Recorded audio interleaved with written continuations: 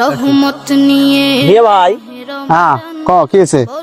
আজকে থেকে তো আমার হলো রমজানের প্রথম তারাবি শুরু। হ্যাঁ যে রমজানের প্রথম তারাবি শুরু না, এখন হলো এই ওই সূরে তারাবি পড়া ভালো না খতম তারাবি পড়া ভালো? এটা মোক কত মুই বুঝমে আইগলে।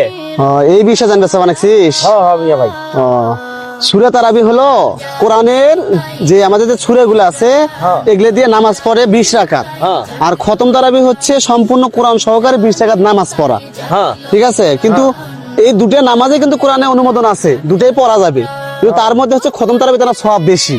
আসলে হ্যাঁ, খতম তারাবির সওয়াব বেশি। হে তুই ভালোই দাম জানিস।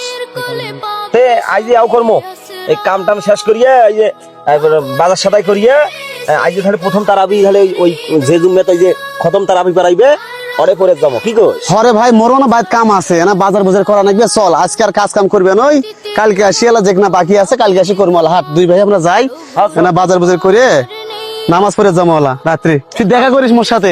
আচ্ছা ঠিক আছে। মুই না এতি গেলু হয়। আচ্ছা যা।